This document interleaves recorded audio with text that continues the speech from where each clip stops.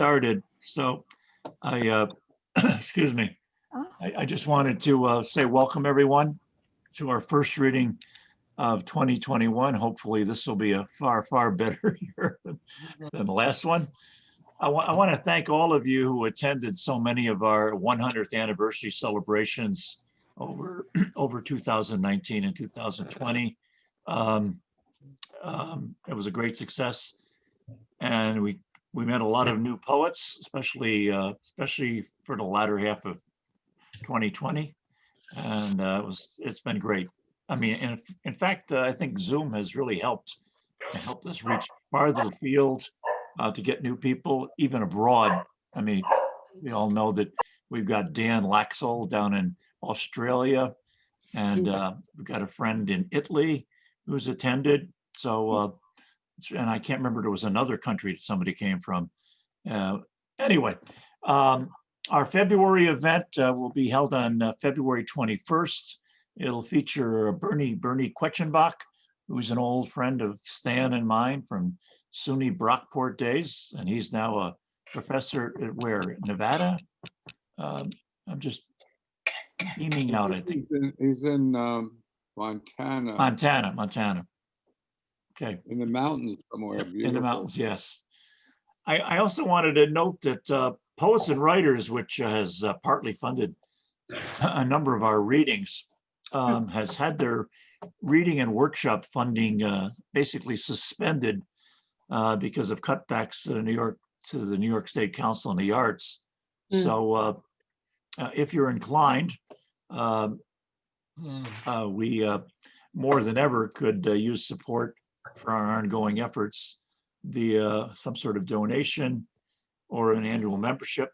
And to do that, it's quite easy, actually. You just go to a very simple website. It's Square. The Square is a little thing that many of you have seen that you use in stores that don't have cash registers and all that, especially when you go to remote locations like arts fairs and things like that. But Square, excuse me, I just clicked on the wrong thing here.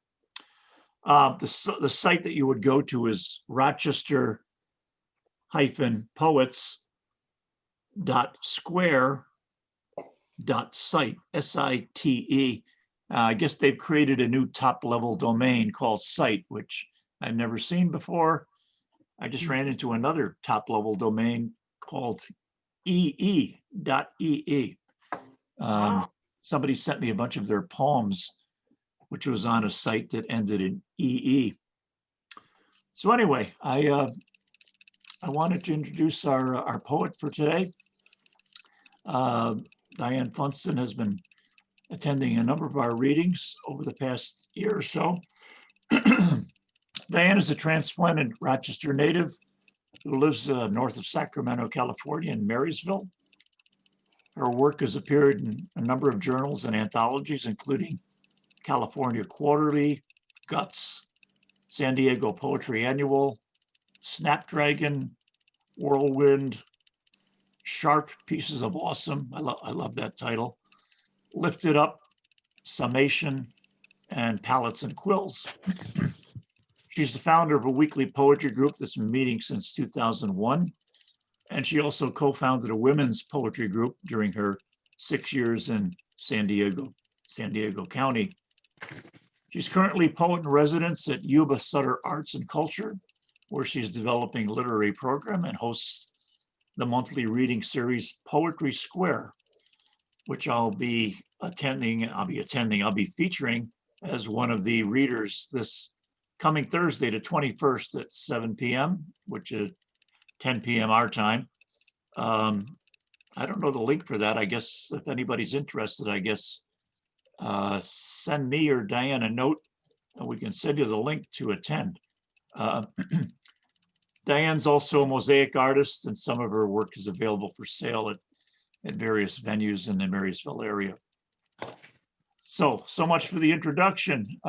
Please give a warm round of applause to Diane Funston, and please mute yourself so the reading won't be interrupted by background noise.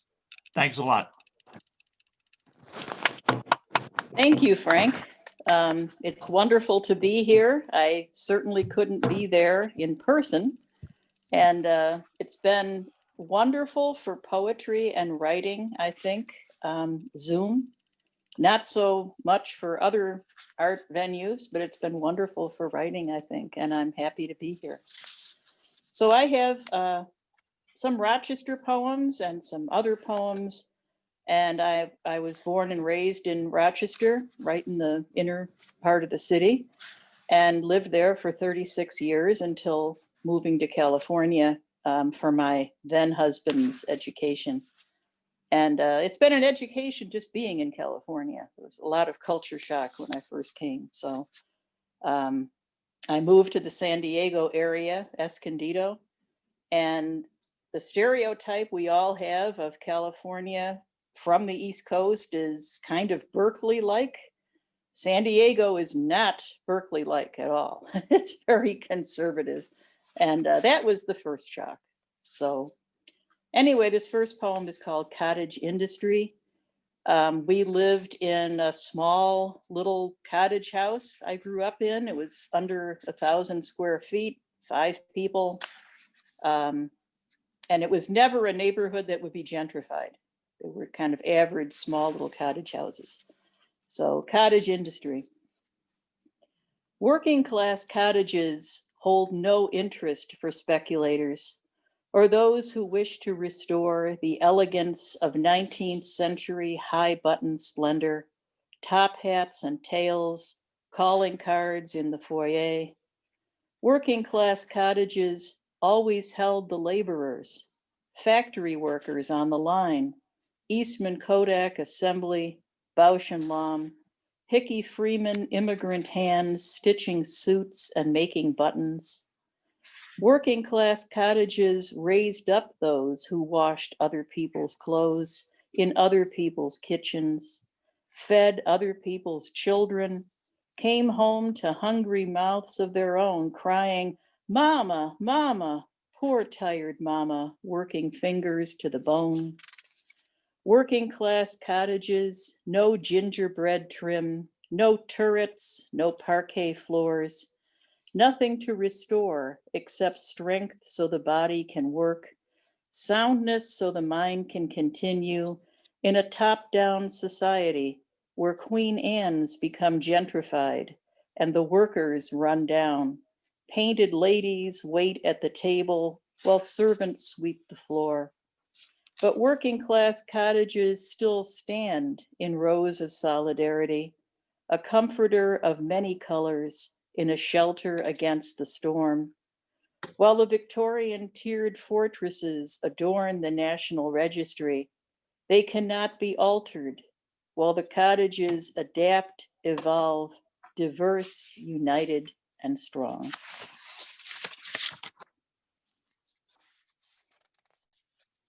And this one is called Urban Renewal. My old house still stands in Rochester, faded green shingles, peeling paint, city sunburn, a street where no one walks anymore, fear of drive-bys, young men on liquored corners, empty youth hunting one another. My old house weeps tar-papered tears down disjointed gutters, dangling broken bones. Generations of domestic violence weakening the near century-old wooden frame.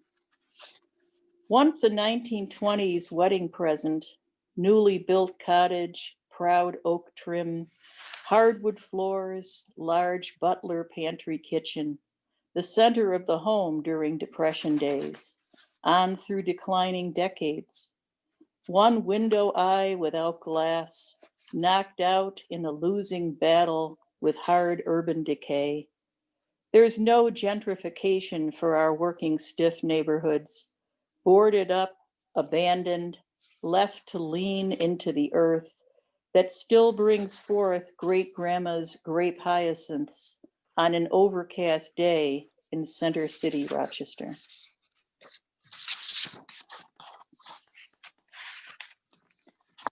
And I was raised by my grandparents, my mother and I, after my father abandoned us, moved back to her parents' house. And my grandparents were largely home and my mom had to work. And so they had a big hand in raising me. And this poem is called Grandfather. His hands were dark and wrinkled. The plain gold wedding band shone in the sun as he planted snapdragons. Leaning over the flower bed, sitting on a wooden stool he made himself, my grandfather loved to create. We had urban vegetables before they were trendy: tomatoes, peppers, green beans, corn. I helped him tend our gardens: petunias, marigolds, sunflowers. He liked to draw like Grandma Moses, simple, primitive drawings, skaters on the bay, gardens of flowers, sailboats. In his basement workshop, he made simple furniture: a desk for me one Christmas, nightstands, bookcases. I remember I used to rub my face in his ear. It felt soft. He'd call me his little Schaefer, let me be a little kid. We'd walk hand in hand down the street, play I Spy for hours on the enclosed porch. He'd always have candy in his pockets. My favorite month was August. He'd take the month off. Every day, he and I and my grandmother went on day trips, on long drives that always ended with ice cream. We'd skip stones across Lake Ontario. He'd make toy buildings out of milk cartons, put them atop a white towel, and it was winter. His name was Kurt, like my first son. I think of him when I garden, pruning out the bad, fertilizing the rest, and letting the sun shine in.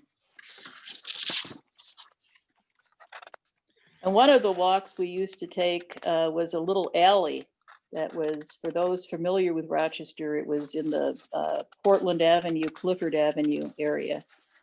And it was Orpheum Street, and it was basically an alley. And we would take walks there when I was very little.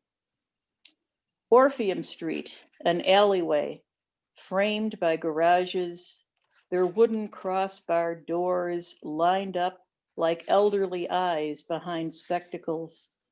I walked hand in hand with Grandpa then, a brown-haired preschooler in yellow seersucker, tugging him along in our counting of cats.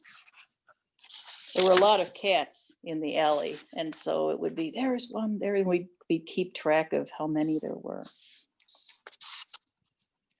And this one is called Photo of the Muffler Man. And if you remember, they would have in various places, but when you're a kid, you tend to think it's only there. They had the big Paul Bunyan statue. Yeah. And Babe, the blue ox, was there, and they'd have him at one of the garages downtown.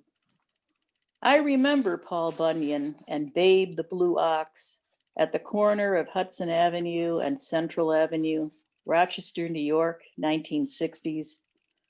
Paul stood tall. His wide grin looked out over urban renewal. From the center of a parking lot, he held his axe in defense. The neighborhood changed all around.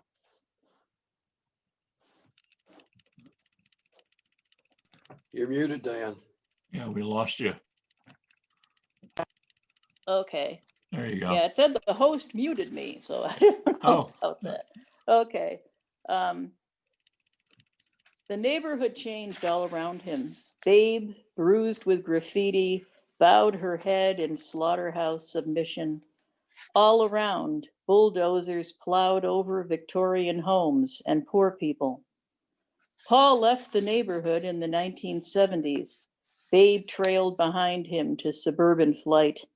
His pale face looked down upon the city, and the used car salesman painted Babe glossy bright white.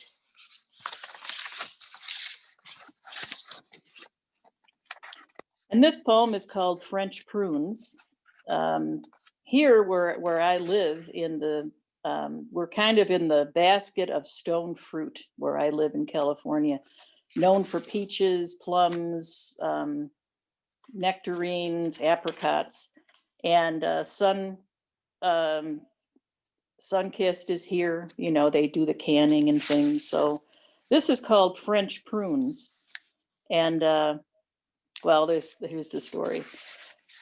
Grandma picked them every Saturday, fresh from farmers at the public market. She searched each basket for perfect oval fruit, dusky blue blush over deep purple. She brought them home after bargaining, part of the protocol at the market, where growers would bark their wares, prices dropping as morning became afternoon.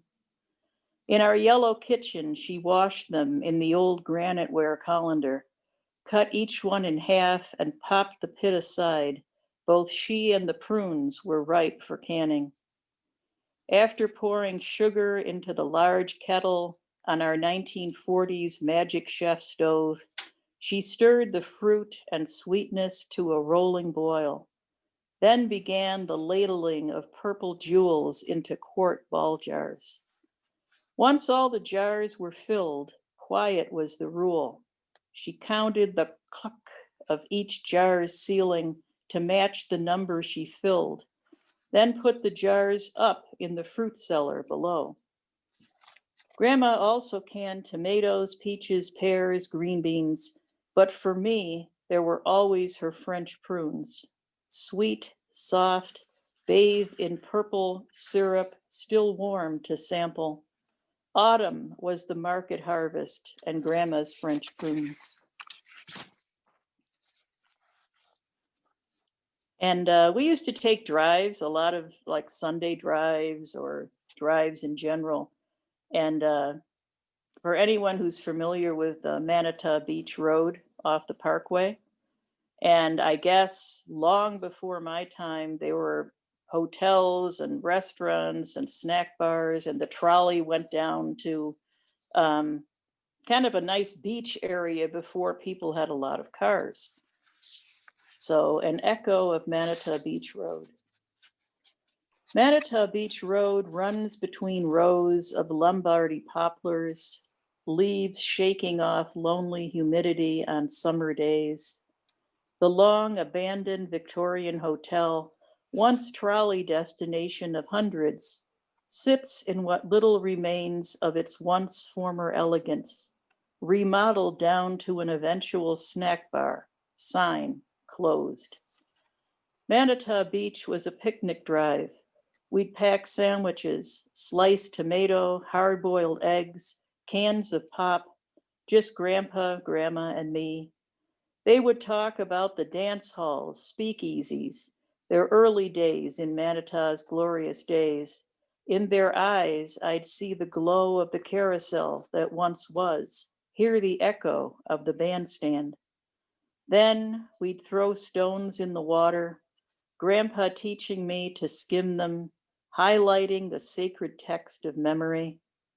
Later, I'd collect colored beach rocks weathered from age and nature's temperament, pieces too of the old decaying pier, combining their past, our present, my future, turning them in my hands like odd gears to a time machine. A forgotten lakeside resort, beloved grandparents, an introspective young girl on Manatee Beach Road.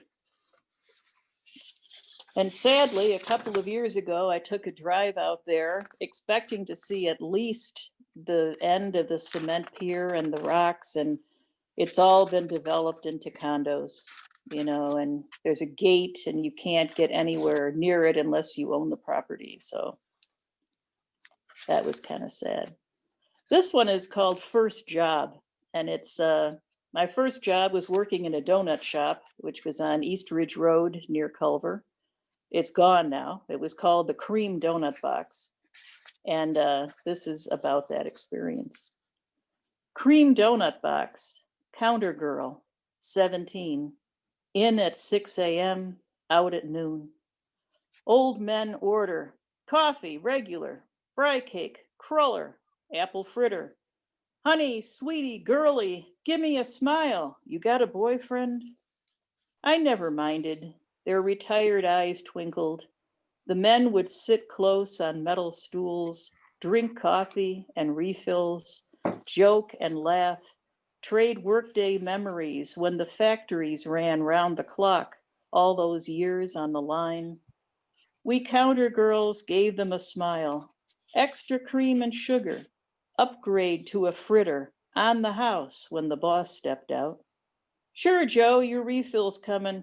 Nah, I'll wipe the spill, Larry. Cup got in the way of your elbow, but it sure was a funny story. Sunday mornings, they came in with their wives, fresh from church. Dozen to go. No, honey, sweetie, girlie. Their eyes downcast, wives handling the cash, their coats buttoned high. I loved my first job, all but Sundays.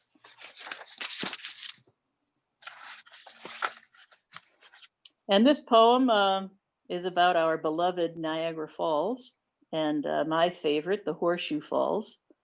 And the horseshoe. I stand before the behemoth. Its smile, toothless and wide, spans the face of a river. With gaping maw, danger pours, along with fascination, the mesmerizing hiss, backlit with summer sunshine. I feel small as the girl I was when we first met. Closer, it seems to whisper, a low tone beneath the roar of sound. No, I respond, mostly to myself. Repetitive, I still face the gleaming white grin, repetitive, seductive laughter, powerful urgency. We are so unequal in impact, in show, in experience. I rock back and forth on unsteady feet and wipe the moisture from my face as I pull away back from the grasp of Niagara.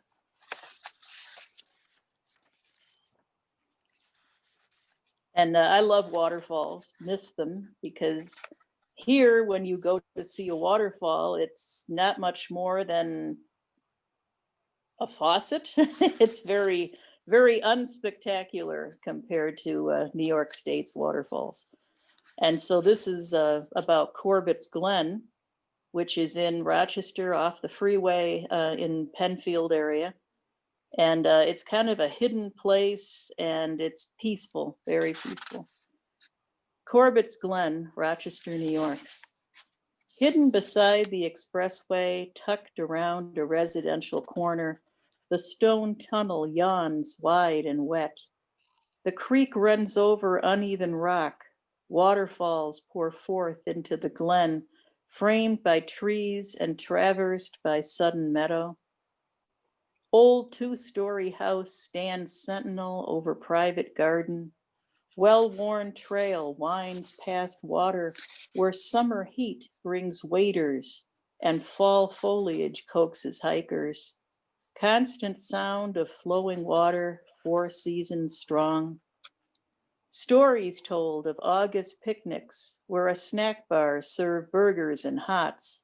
Grandparents told of cold beer on humid afternoons gone by, long before my arrival or my discovery of Corbett's Glen.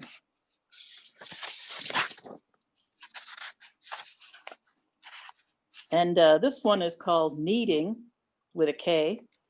And it's about my home economics class at Franklin High School and a teacher who was less than stellar. And this is called Kneading. As I knead Christmas cookie dough, the scent of pure vanilla reels me backwards, rewinding the calendar in an old-time cartoon motioned into movement. Sent back into Grandma's yellow kitchen, her gray formica table, the large yellowware bowl, pardoned from its place in the closet for the holiday baking tradition. To memories of Mrs. Lisi, my home economics teacher, protesting, "No, dear, you don't need cookie butter dough. You must be mistaken. There's no need to knead." She smirked at her pun beneath her peacock blue eyeshadow when I told her my family recipe for cookies from family far off in Germany. I know Mrs. Lisi was wrong. There is a need to need. Warm scent of pure vanilla masks the ammonia smell of traditional hartshorn used in our recipe in that yellow kitchen, in the yellowware bowl, where memories press between butter anointed fingers, and I keep needing to remember. Thank you.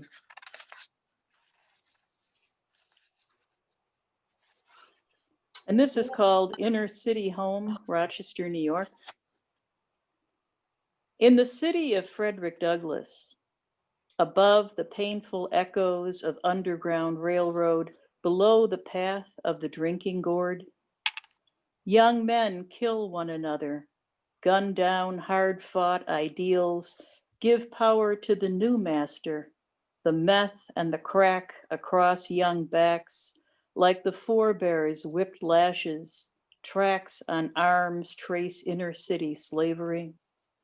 Across Harriet Tubman's land, violence is the new crop, sticks to souls like cotton, to scarred hands once before reaching out to God, now to the weapons of class destruction.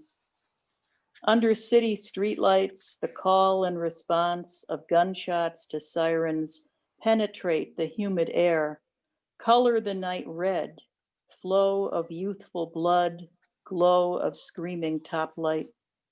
Another night statistic in the city of Frederick Douglass.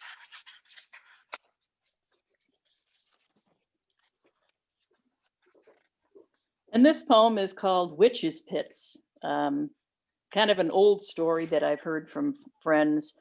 Mount Hope Cemetery, one of my favorite places anywhere, has the glacier-formed kettles and the ponds. And the story was that they were called witches' pits years ago. And this is kind of a story about that. Witches' pits. In a forgotten cemetery back east, there are deep pools of unmoving water locals call witches' pits. Legends say that women accused of witchcraft were buried at the bottom, broken-limbed but alive, as water poured in, covering guilt or innocence with blue-green still water, disturbed by an occasional ripple. Your eyes are witches' pits, deep, still, blue-green. If I look into them too long, I am dragged deeper into desire than I sometimes believe I can climb out of. I struggle against unsolicited wetness that envelops me, but I fall, a body seeking a ripple from your touch, my guilt or innocence buried in the deep, still pools of your eyes.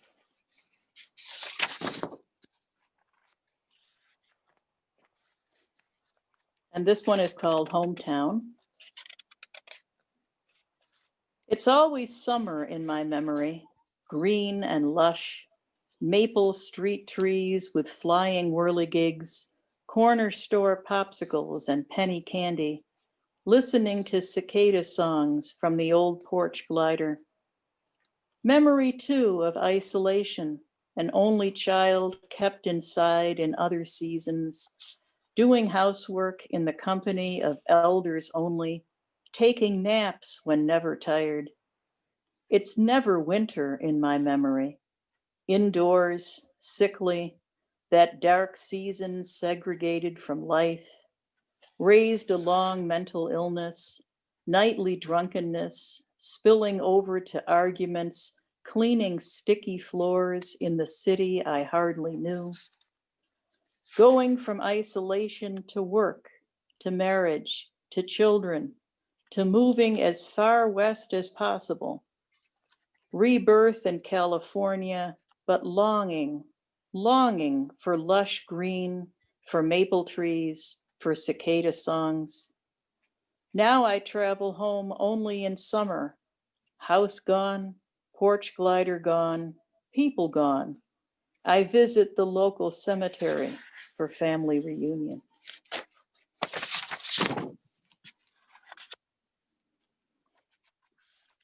And this is called hollyhocks, one of my favorite flowers, and they grew very well back there and they grow very well where I am. So I'm happy to have them again. Velvet vessels with yellow stamens stand high on fuzzy stems taller than my house. Negra, pure rich black like fancy dresses, magenta, bold and bright as tropical birds, yellow so light it could be butter, white, fluttering like bloomers hung on wash lines. Bees buried deep, drunk on sweetness, dusted with pollen, they burrow and stay a while. Tall sentinels of the garden see comings and goings of people, of animals. High above the rooftop, they sway in wind, each new plant a surprise of color. My childhood had the stability of a lone hollyhock, always white flowers. It grew with neglect behind my grandfather's favorite place to put his webbed folding chair. Not fond of bees, he'd hack it down with a sickle, only to have it return with spiteful vengeance. Now hollyhocks are always welcome, far from where deer would eat them to the ground, far from where Nevada hardpan would stifle them. Here they spread and pop up and multiply.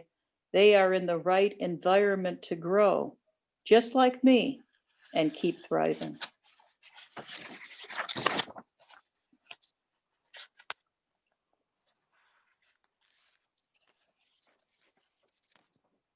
And how much time do I have, Frank? You're muted.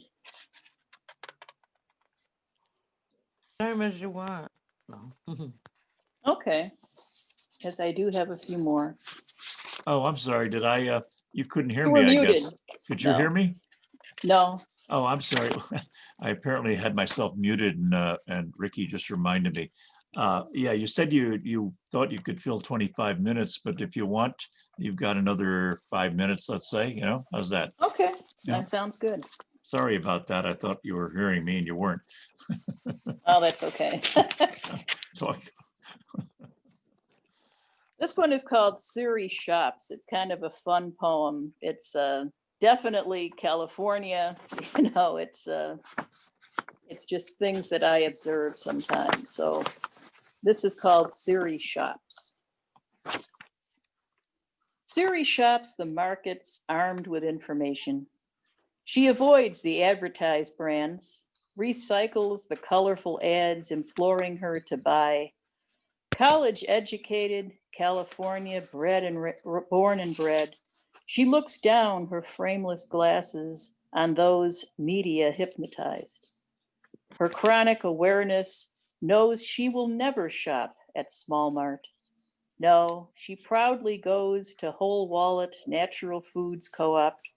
Wearing her bamboo skirt, she whirls down informed aisles, reading each package as if a chemistry textbook. She carries her fair trade woven basket. Always organic, even though the pickers may not read English when sorting the carrots for Grimface Farms. She chooses rice that was dried under the armpits of certified third world virgins. Non-sulfite wines stomped by the unwashed feet of armed revolutionaries. Below average IQ bottled water, because one can always trust plastic. Shopping ever so carefully, she buys all the deodorant and toothpaste that have nothing in them. Greek yogurt with the weirdest, most unpronounceable names. She could strain her own at a fraction of the price in a plastic strainer, but it may contain BMWs. Pilfer the pension detergent, gluten-free whatever, because you never know. Raw deal dog food, although her pooches eat duck dung at the man-made lake. Almost done, she grabs Snoot fruit wash because gentle chemicals are better than water. Thorough shame logs for natural fire ambient, screw PG&E. She shuffles her Birkenstock sandals into the smiling cashier line. Siri will never be moved by mass marketing. She's far too sophisticated. She piles her purchase cloth bags into her Prius and heads haughtily home. That was kind of for fun. And this one is called The Visitors. There's a knock on my door, most unexpectedly, in a well-deserved moment of solitude. Two women are at the door, their faces pallid, hair pulled back, distant eyes. It took me a while, but I soon recognized them. Sylvia Plath and Anne Sexton. I could see my front yard trees through their gossamer nightgowns.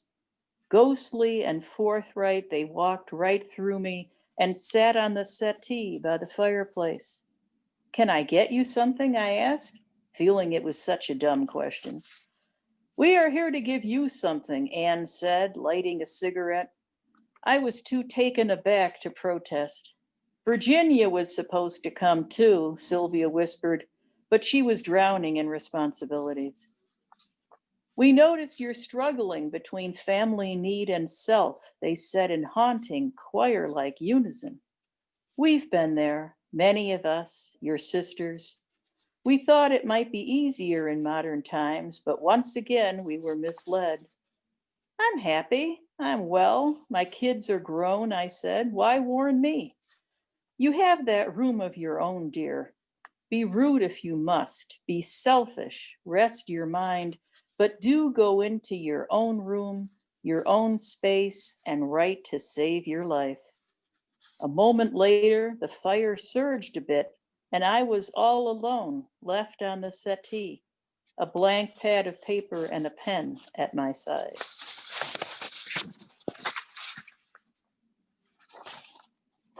And I'm going to end with this last poem.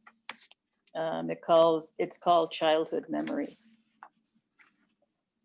Grandma grew African violets and asparagus ferns in the gumwood framed dining room window. Grandpa would pinch a leaf or two from a nursery. She'd root them in a jelly glass and propagate more. Outdoors, our city garden had a salad bar of tomatoes, carrots, peppers, string beans, and corn. Sunflowers fed the birds while seven sisters exploded like fireworks in a universe of petunias. Grandma's hands were small but never fragile. The blue veins traced the map of her experience, smooth skin softened by dishwater and potting soil. Her fingernails filed short for ease in tatting, the fine work of making lace using a metal shuttle. Her fingers were always busy, chopping vegetables, canning fruit, caressing the fur of our tabby cats, stroking the unruly hair of her only grandchild. She could calm both beasts and girl with a gentle touch. On Sunday, we went for long, unplanned drives. Grandma never learned to drive, but gave directions from the passenger seat, with me snuggled in the middle. We rode to places they kept safe in their memories, sharing stories of dance halls and speakeasies, long gone from the shorelines of Lake Ontario. We'd skip stones across Irondequoit Bay with more tales of band concerts, now ghosts of amusement parks, times of ice delivery and ragmen and backyard chickens. The Sunday drive always rewarded us with frozen custard, my grandfather with chocolate, but Grandma and me the rich canvas of vanilla.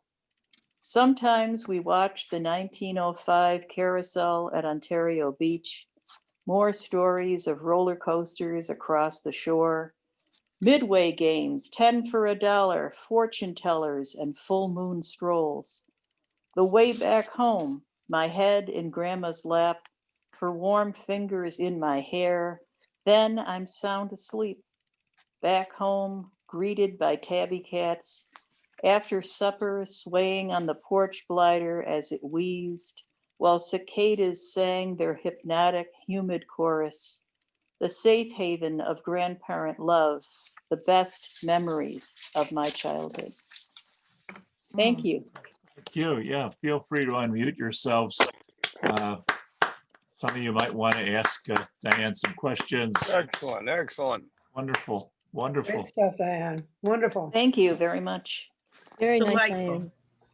I didn't know the Rochester, old Rochester Grand Hotels extended as far west as Manitou Road. That's Yeah, they had Yeah. a big Ah. one there. And when I was a kid, they had a snack bar and they had a kind of boarded up old hotel closed, you know, and then even the snack bar was closed. And now it's all private condos. I remember seeing Paul Bunyan, if not Blue. I still remember seeing the Paul Bunyan when you came down. I can't remember, was that North Street, was it? North Street, yeah. North Street, yeah. He was there right up into the 80s or 90s, but Yeah, there I was no remember Blue. too. I don't know what the Yeah. gas station. I remember too. I remember saying, where's the big man? Where's the big man? Yeah, I used to call him the Giant. I The didn't Giant, know yeah. at that time he was, but it turns out they were all over the country where I Oh, thought they yeah, were yeah. kind of related to Rochester as a kid. You're so town centered, you know. I don't know what the product was that they were pushing. Does anybody? Yeah. Paul Bunyan and Blue. It was what? It might have been tires. I don't Oh, know. Tires maybe. or something with cars. Yeah. Car repair, maybe. Huh. There's a store, in there's a Maryland. store there now. There's a Signal one in Minnesota where they think he had some special role. Oh, Bemidji. Signal. Yeah, because he's There's a Signal huge had one, I mean, an enormous one. I forget Yeah. exactly which. Signal. Stan and I listened to a lot of old time radio, and Signal was a big sponsor and had a lot of Oh. promotions. So yeah, Diane, thank you. Thank you for bringing me memories. It's a far cry from San Diego, or for that matter, Seattle. And Yes, Olympic- it's definitely. that was a I live in Spencerport. I recognize a lot of your stuff you're talking about. Yeah, yeah. And when I go home, you know, now we brought my mom out to live here and took her out of winter. Ah. But you know, I used to go, and I still have friends there, and I used to go every summer and visit. Of course, not this summer. No one's gone anywhere. But yeah, that's why for me, I always think of it in terms of summer because I could never take the winter there anymore. It's too intense. Not I this feel, year. I feel embarrassed when I'm getting cold here and it's like 38. That used to be spring in Rochester. Yes, that's true. That's true. Oh, Yeah. Diane, where do you live in California? I live in Marysville, which is up above Sacramento, Northern California. Because my brother just moved back to, he used to live there with his family. They came back here for like about 10 years and they moved back to Pebble Beach. Are you near there? I guess it's sort of. No, there's a famous golf course there, but that's Yeah. more Marin County, San Francisco area, which is like 2.5 hours away. But I know. I told them you Diane, might. I really enjoyed your poetry because I grew up in an urban metropolitan area, and it was very country, and it was soothing and very enjoyable. mhm. Thank you. Diane, I grew up in Rochester, so listening to your poetry has been wonderful. I've really enjoyed it. What year did you graduate from Ben Franklin? 76. Oh my goodness, I graduated then. Oh, wow. We may have known each other That could be. too long ago. It definitely was a different time. Walking home and going past Andy's ice cream and, you know, all of those things, the bakeries and yeah, all those Polish bakeries were wonderful. Oh yeah, definitely. Well, I grew up in Maryland in a suburb right outside of DC. And so I didn't identify with the Rochester parts, but I really identified with your upbringing because I was also pretty much raised by my grandparents and they had 2 acres of country land on a dead end street. Oh And boy. you know, Wow. within 10 miles of the nation's capital. But Oh, that's Hmm. cool. a lot of what you said resonated for me about your childhood and the feelings of the country and cicadas and Yeah. I like the Diane, if part- you come back to Rochester, you should look me up. Yeah. Okay. I do a lot of paranormal research, so I spend a lot of time in cemeteries. Wow. I love cemeteries. I do. And now the cemetery tours and things for Mount Hope are also on Zoom. So I also watch those. But I used to come in the summer and go on the tours there too. Oh, So I didn't know that. They're on Zoom now? Oh, my gosh, that's great. once a month, it's Oh. called Morning in the Morning. Morning in the morning. And Okay. it's so they'll highlight a famous person who's buried there, or they'll talk about symbols and whatever. It's through the Central Library. But you could look it So- up. So they're And, free. uh, They're free? They're free. Oh. It's on Zoom. You register, and that one there's like 100 and some people watching, so you don't Oh, really wow. have to be seen. You could. They have like PowerPoints and Wow. slides and things, and Oh, it's that's very great. interesting. Huh. For me, it's 7:30 in the morning, so you know I'm committed. Yeah, It's 10:30 in the morning your time right. on a Saturday. Oh, Saturday, okay. Morning in the morning. I'll have to write that down. Okay. I think it's the Diane? second Saturday of the month, but I'm not sure. Diane, Yes.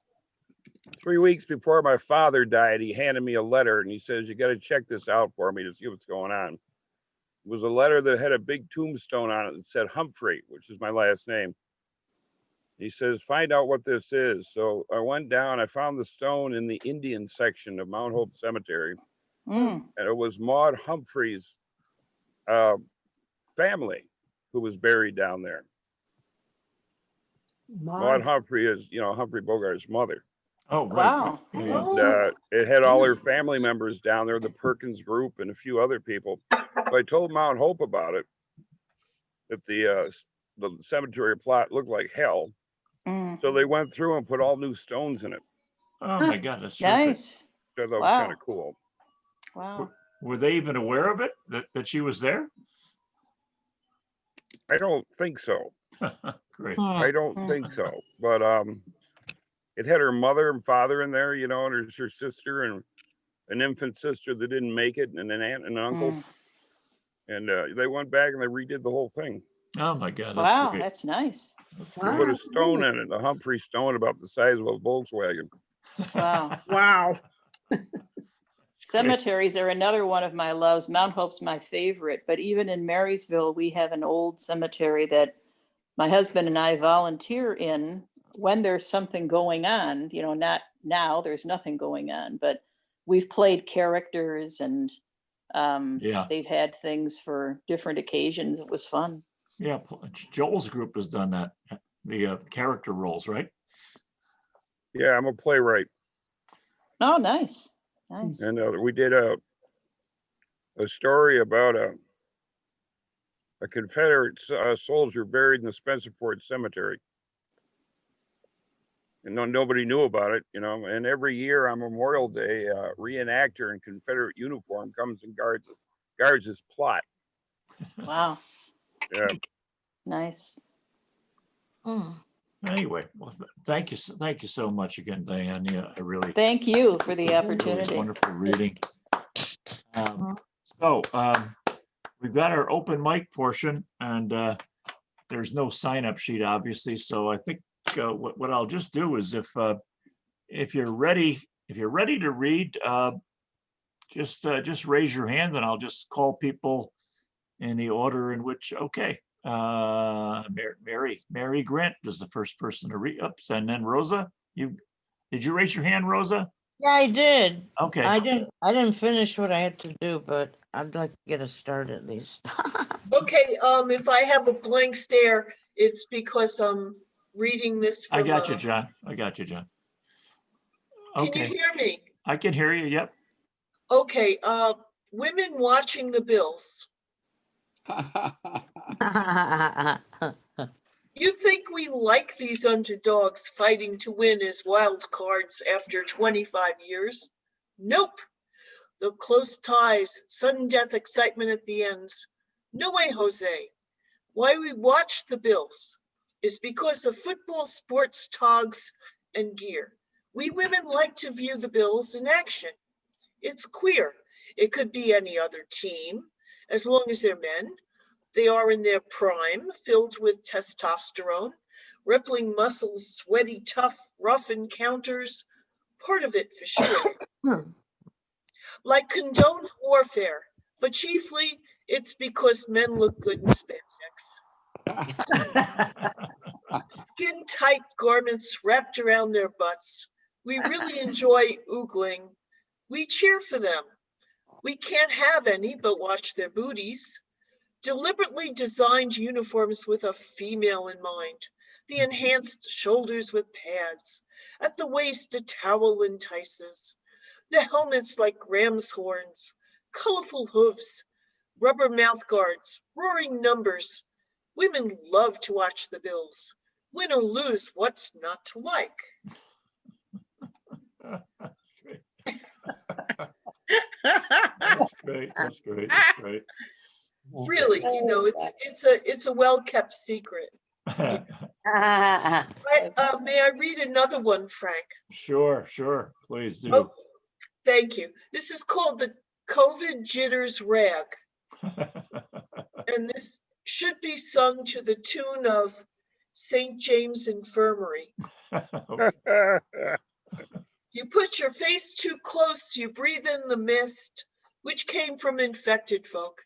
Then you get all stoked, and that's how you gain the COVID-19 blues. I never liked the expression going viral much. And after 2020, the meaning of getting infected in this pandemic around us is such a danger dance.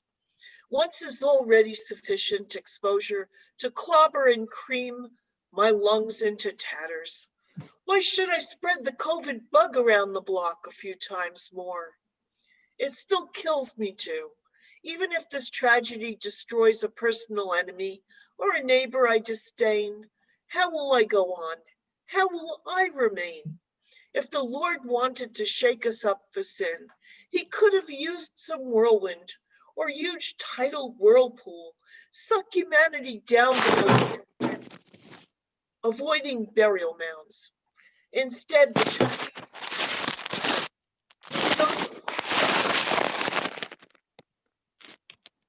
Uh-oh, who's that? Somebody find a phone book? Instead, the Chinese chose to milk some bats, shaking cave shit off their shoes. So we wound up here with the COVID-19 blues. That's all. Great, great, great, great. Thank you. Thanks. You're Thank you welcome. so much. Mhm. Okay, Rosa, I think you're next, but you muted yourself.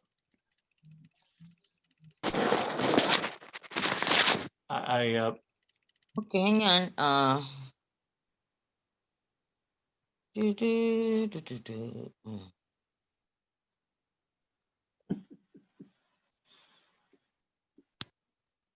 I'm sorry. Okay, I just started redoing it this morning, and then I got called to a church Zoom, so I just wanted to do 2 paragraphs because it's a story. It's not a poem. Is that all right? Yeah, sure. We Sure. take short fiction. I guess that's what this amounts to, right? Yeah. Well, I started off first as my crazy life, but then as I started typing, because at first I was going to write longhand, then I figured out how to get into my new, whatever you call it, word perfect here. And then as I was typing, I said, that was, so it's going to be my crazy life, and that was then. Okay, I sit here thinking what my life has become. A hodgepodge of feelings, confusion. What is the meaning of life now?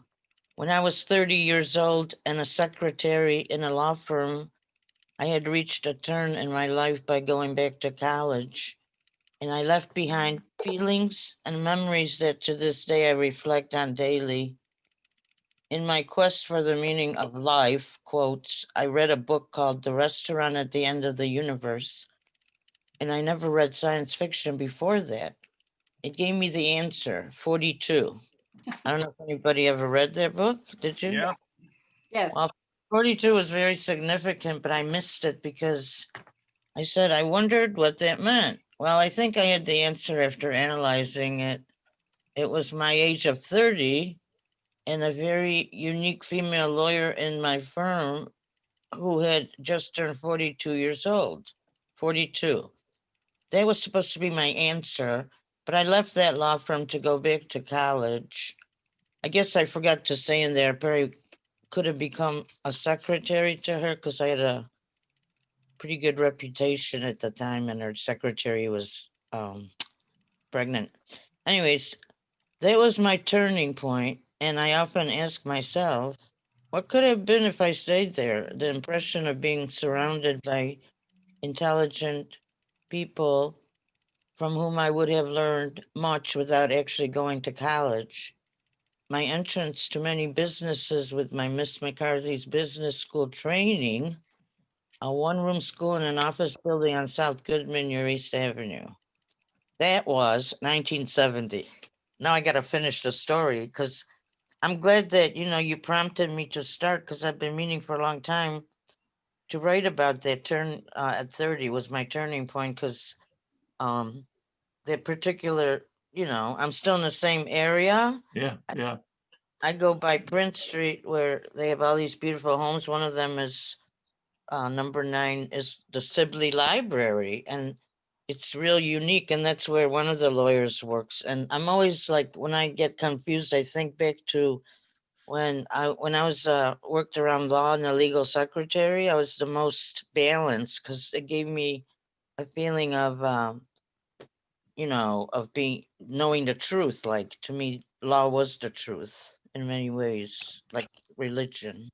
I never knew there was a secretarial school at Goodman and East Avenue. Yeah, it was in an office building right by that nursing home. Yeah, yeah, The okay. It was a very, old fashioned, and Yeah, they rented offices. Well, Miss McCarthy's was maybe 2 rooms out of that building, and I think it was number 16.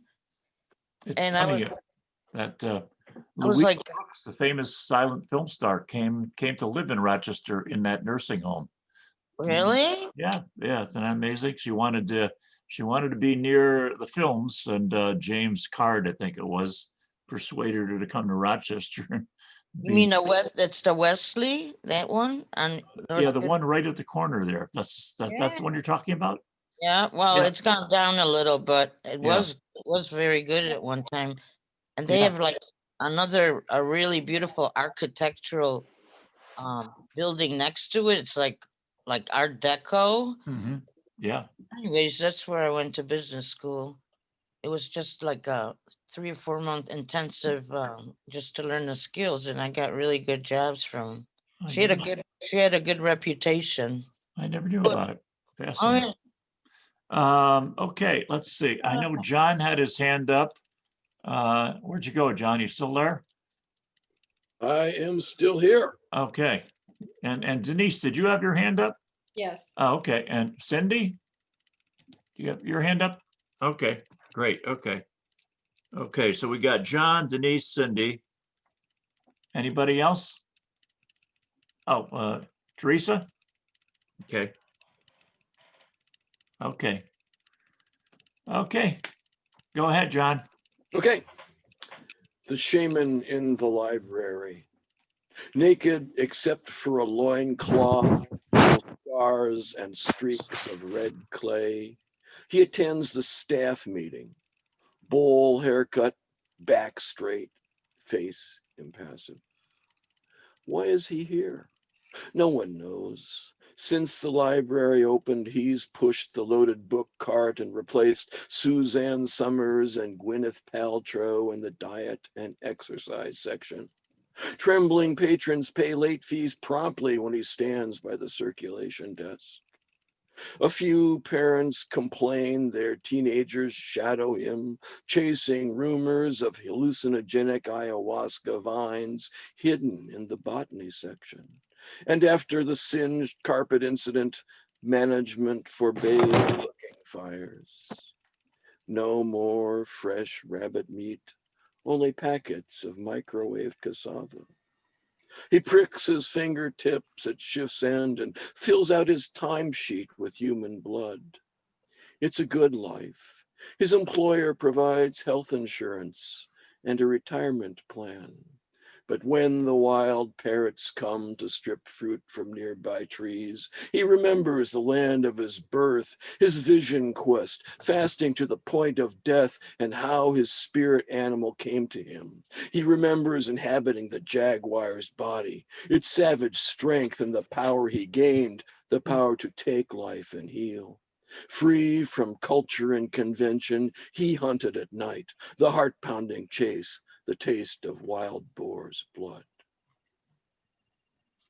Wow, beautiful. Mm. Beautiful, John. One Beautiful. more. Yeah. My name is expendable. One nation conceived in peace, born in liberty, maintained in struggle, until the empire of round hats turned the summer of love into a winter of hate. Now street preachers sell poisoned epistemology, their new economy a brick of fake gold that only buys more misery. The social safety net devolves into sharpened bamboo stakes. Riot police of conformity take tap lessons from the Khmer Rouge. Edward R. Murrow wins the Pulitzer Prize in he said, she said journalism. David Hume is not amused. My name is expendable. I come bringing cake and questions, but the world doesn't want to hear my song. Reality is a difficult medium, so I loiter in the mind's apartment, experiencing life through bulletproof glass. Concrete, boiled frogs, suffering babies in my mailbox, blood birds, Jane's eviction, knives wrapped in laughing gas, and the American public, that never-ending source of annoyance and upper respiratory infections. Existence won't fit in the overhead bin, so pour another glass of powerlessness. I'll fire up the crock pot of guilt. And have some books and stuff, so I'll paste a few links in the chat if anybody's interested. Okay, Thank you. yeah, please do. Please do. Thanks. Are Wow. you selling them yourself, or are they on Amazon or what? Yeah, they're on Amazon. One's on bnn.com as well. Okay, great. Thanks, John. There you Okay. Thank you. After John, I've got Denise. Okay, but I see JEM has her hand up. Yeah, I've already got you marked down, Jennifer. You can put your hand down. Oh, well, This is called Dream Time. In drifting shavings of dreams, we glimpse scattered in the empty spaces of our days, like broken snacks and crumpled napkins after a party, another life, at least as real as this one.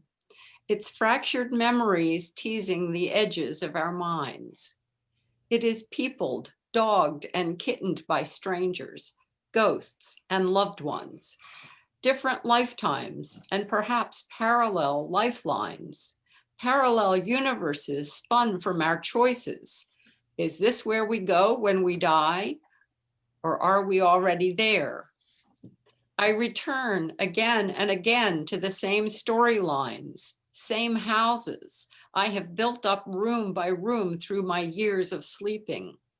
Attics full of antiques, dressers supposedly belonging to maternal forebearers, filled with curious treasures and mementos so inviting I get distracted from redecorating the old disused rooms. Sometimes my dream houses are large and modern, walls all white or made of glass to offer views of outdoor water features. And some have tricky modern open stairways that require virtual calisthenics to thread one's way through, or they move like the stairs in Hogwarts. There are public buildings with well-lit underground hallways. They run for miles and emerge on the other side of town. There are colleges and lockers full of forgotten papers and clothes, confusing stairs, elevators, and hallways, and classrooms with kind English teachers who wonder why I'm still there since I already have my degree. I am still learning, more in dreams now than in life. Are these the bricks and mortar of my next act? That's it.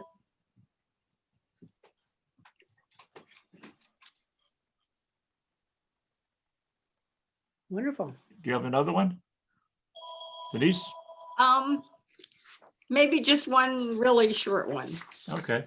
Okay. It's called Blank. Inviting and exciting. A blank page neither cares if we create or don't create, nor answers to our stares. The muse is not inside it, lies not between the lines, and we cannot confide in it what's not in our blank minds. Yes. Thanks. Thank you. Thank you, Denise. We had a technical problem here. The phone was ringing and I couldn't stop voicemail from going on. Thank you so much, Denise. Thank you. Do you have any, do you have a new book out, Denise? I thought you were working on another one. I'm working, well, I've got a chapbook that hasn't been published, but Okay. some of the poems have been published in journals. Oh yeah, I understand. Okay. And I'm also publishing a book on parapsychology with Spirited Muse Press. Oh, wonderful. I guess And, you and Joel ought to talk then. Yeah, Where I the heck just did sent Joel him a go? note. Wasn't he here? That he Right was here. He's here. Okay. Yeah. I sent him a Keep note. moving. Oh, there you are. Okay. But it should be out in the spring. Okay. Fantastic. What was the name of the press? It's Spirited Muse. I It's thought that's what you Spanwell. said. Yeah. Great. Thank you, Denise. Okay, next up is Cindy. Where'd Cindy go? Okay, I'm here. Oh, there you are. I apologize ahead of time. I'm recovering from dental surgery, so I'm a little slurred, but I couldn't resist sharing this short poem that's brand new. It's in response to the January 6th, riots at the Capitol. I gaze lovingly at my cats, sleeping peacefully, as my troubled world revolves around them. Maybe I will only find true peace while I'm sleeping. Maybe peace can be found in silencing all news media. But then, if silenced, how will I know when chaos erupts? How will I know to be prepared for civil unrest in my community? For this moment in time, I will grasp at moments of peaceful meditation. I will take solace inside the locked doors of my home. That's it. Thank you, Cindy. Thank you. Thank you. Thank you. Did you have another one, or was that the one you want? That's it. Okay. Hey, Frank, Yes. Frank, where's the hand? I can't find the hand function to put a hand up. I'm sorry, who's saying that? It's Cindy B. Oh, Cindy, hi. You go down where it says reactions. At the bottom of the screen, you click on that and you'll see a whole bunch of things, whole No, bunch of icons. You see it? I don't have a hand. I got a clap, I got a thumbs up, a heart, a cry, a joy. The clap is the hand phone. Oh, wait a minute. Oh, yeah, I don't know where that's coming from. Nick, where'd you get that? Where'd you get that hand, Nick? On I mine, just went to reactions, and then at the bottom of reactions, it says lower. It says raise or lower hand. Now mine says lower. Oh, raise hand. Yeah. Okay, I'm sorry. Yeah, I'm So, sorry. so on mine, if you go to participants, Yes. look Yeah, on the I- participants tab, then they'll bring it up and you can actually raise a hand there as well on your own name. Participants, yeah. Wait, say that again. I got that. The hand, if you click on reactions at the bottom of the screen, you'll see a whole bunch of things, a whole bunch of emoticons. And then at the very bottom, it says raise hand or lower hand. This is a real pain in the ass feature because once you raise your hand, you've got to remember to lower it. Otherwise, it stays up there forever. All right, I see. So the display, all right, tell me if it works now. Where Did are it you? do it? Yeah, you've got your hand up. Oh, there- Okay, Yeah, all you right, No, right. wait a It is minute. a real, That's the other Cindy, I got think. your hand it's a up. real pain. Yeah, that's You, you wanted to raise your hand because you want to read, Cindy? Yeah, Okay, I wasn't sure whether you just wanted. But wasn't- I'm also Cindy B. Oh, yeah. Cindy Brown is the two Cindy B's. Yes, we got two Cindy B's. What an amazing coincidence. Okay, Cindy, thank you. You can put your hand down. You can lower put it your down hand. now. You can lower Yeah, it. it is. You have to physically lower it after you raise it. Yes. Okay. Is it down? Yep, it's down. Did it do it? So Nick, you wanted to All right. read too? Yes. Okay, I'm sorry, Nick. I thought you were clapping or praising somebody's Yeah, I somebody's. was doing that too, so I might have confused you. Okay. All right. So I'm sorry if I got a few people out of order. That's because okay. I didn't- can go last or anywhere. It's fine. Yeah, I understand. Yeah. Okay, so we just had Cindy Blair. Now we've got Teresa. You can put your hand down, Nick. Hello, everybody. I'm new to the group. Well, welcome. Thank you. How did you I'm find also out new. how'd you find out about us, by the way? Actually, I think I went to, you had Nathaniel Stolte there once, Yep. and I was there then. But at that point, I hadn't tried to write any poetry. I was just there listening and enjoying and being supportive of my nephew. So, Okay, great. I knew the name sounded familiar, but I couldn't remember what Stolte it was that was on our list. well, I'm Nathaniel's aunt. Great. So we have great. 3 poets in the family now. Oh, thank you. Thank you for Okay. joining us. So I used the pandemic to start writing poetry, and I wrote a whole bunch. I took a 49 haiku challenge. So I'm going to read you a few haiku Okay. from my book, my first chapbook. And this is based on experiences mostly during the pandemic and trying to survive it. Lone goose in the woods, black and white gaggle missing, waiting for his mate. Radiant sunlight brightens our days and our moods. Happiness abounds.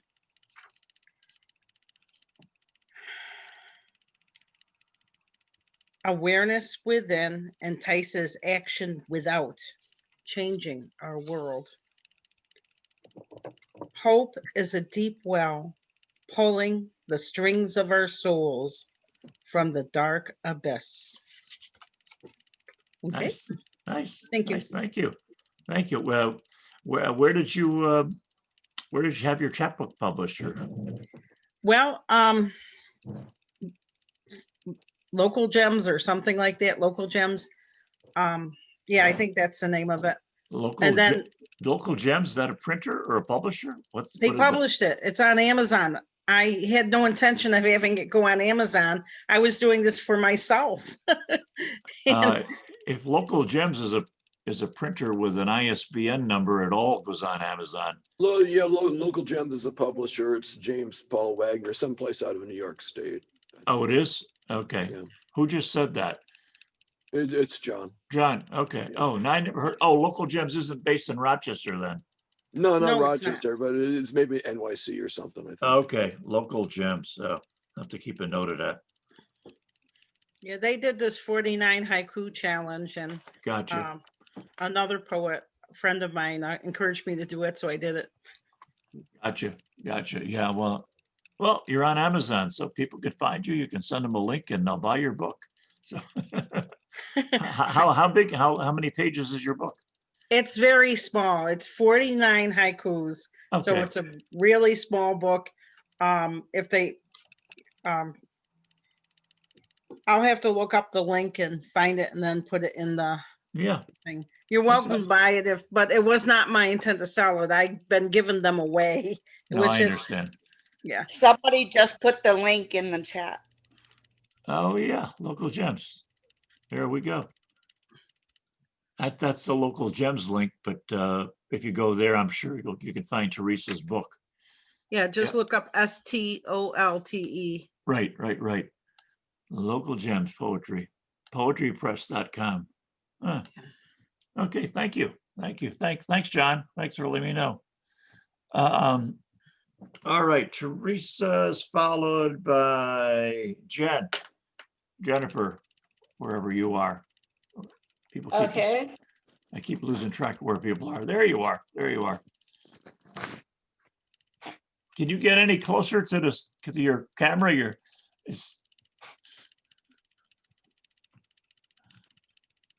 Huh? Okay. Are you talking to me? Yeah. I was wondering if you could get any closer. You seem quite far away. Yeah, there you are. Right here? There you are. That's good. Yeah. Mhm. Thank you. Okay. I'm kind of new to wanting to be published and everything. I used to go to poetry readings a lot, Uh-huh. and I like people would say your stuff is good. I was on a radio stream at one point in time through this this reading called Rapier. I don't know if anybody has ever heard of it. It's called Rapier Open Mic, but they You're stopped. talking about Grace Flores that you're talking about? Yes. Yeah. Yep. Yeah, it's been around a while. Yep. I haven't been there in a while. I don't even know if they still do it. I but- don't either. I know they were doing it for quite a while. I even participated in some of their readings, but I don't know if they're still active because there are no venues. Yeah, I know. It used to be at a lot of different places. I mean, I said, this is something I really love doing, so why not just try to see if I get published and stuff and find people that are of similar interests. Okay. So, here's a couple of things. This is like old stuff. I haven't really written any new stuff recently, but That's okay. okay. I'm kind of nervous. Longingly, I keep afraid of the yearn inside desire of you to me, yours to my, me, my, we, you, and yours. Missing elongated, I suffer to only digress remorse of lorn. For you, learn, please, I beseech myself. I hope till love equals love, kindly. Nice. It's called what? Longingly? No, it's untitled. It's I'm not- writing oh. a book called They May Be Untitled, and they're all untitled. That's good. They may be untitled. hmm Thank you. Here's. That's great. Okay, go ahead. Did you guys like it? Yes. Was I reading too fast or anything?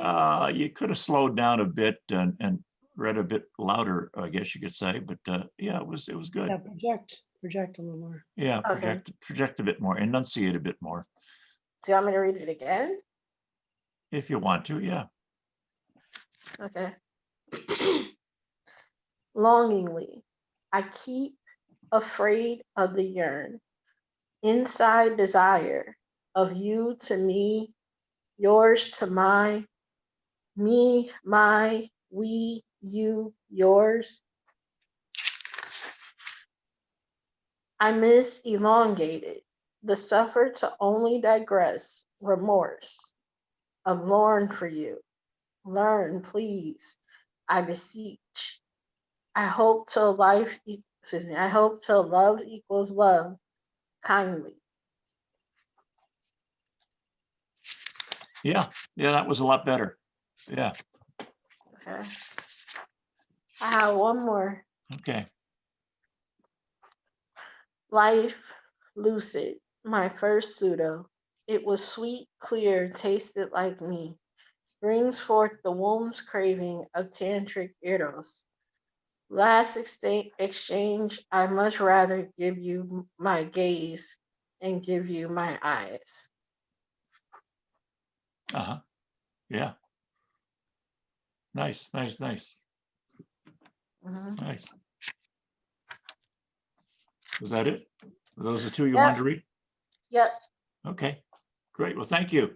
Thank you for joining us. Thank you for discovering us. Thanks to Larry. Thank you, Larry, for sending Jennifer our way. Glad I can make it back to hear her. You what? Thanks, Larry, Glad I for can make it back to listening. hear her. Yes. Thank you, Larry, for listening. Thanks, Frank, for telling me about this place. Oh, you're welcome. I'm so glad you could come.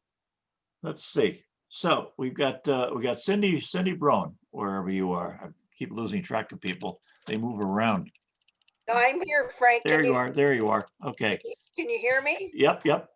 Right, hang on here. I'm trying to get myself familiar with the technology here. So I have two poems. I have my favorite poem, my most favorite poem in the whole world. I'm going to share it with you guys first. It's a Stanley Kunitz poem. And if I'm lucky, I could read these without crying. They bring tears to my eyes, which is why I love poetry, because it really always just touches me so much. And I like to come to the readings and the open mics because you guys give me juice for writing more. Yes. Yes, indeed. Yeah. So this is from the collected poems of Stanley Kunitz, and it's called The Layers. And I was trying to like sort of do a practice before, but I got tears in my eyes. So if I stop, it's just because I'm emotional, and you guys can bear with me. So this is called The Layers, and this is particularly appropriate for COVID. Okay. I have walked through many lives, some of them my own, and I am not who I was. Those principle of being abides, from which I struggle not to stray. When I look behind, as I am compelled to look, before I can gather strength to proceed on my journey, I see the milestones dwindling toward the horizon and the slow fires trailing from the abandoned campsites over which scavenger angels wheel on heavy wings. Oh, I have made myself a tribe out of my affections, and my tribe is scattered. How shall the heart be reconciled to its feast of losses? In a rising wind, the manic dust of my friends, those who fell along the way, bitterly stings my face. Yet I turn exulting somewhat, with my will intact to go wherever I need to go. And every stone on the road precious to me, in my darkest night, when the moon was covered and I roamed through wreckage, a nimbus clouded voice directed me. Live in the layers, not on the litter. And though I lack the art to decipher it, no doubt the next chapter in my book of transformations is already written. I am not done with my changes. And I just love that poem. It is just like my life. What I love about poets is like, it's like, oh, how did he know that that was my life? How did he write that just so perfect? How does that happen? How does that happen? That Stanley Kunitz was in my life and in my head. So I got tears in my eyes. I just love that poem. I have a lot of friends who have passed on, a lot of family that's passed on. And, I just always see myself walking the road, trying to, okay, keep going. Okay. I know I'm realizing I've got a morbid kind of theme going here. All right. My next poem, I'm going to have to read off Facebook. So if you guys can hear me, hang on. All right, now this is my poem, and it's called Walking Through Grief. Life lay bare on the grief of winter. Clouds, gray filled with illusions past, drifted, drifted, drifted. Short days, more like one long lingering night, filled the hours. Emptied, I looked for a peak of sunset's light to remind me that nothing stays dark forever. A half crescent December dark night moon hangs low, lone ornament to the snow belted forest fir, the Christmas tree at my window.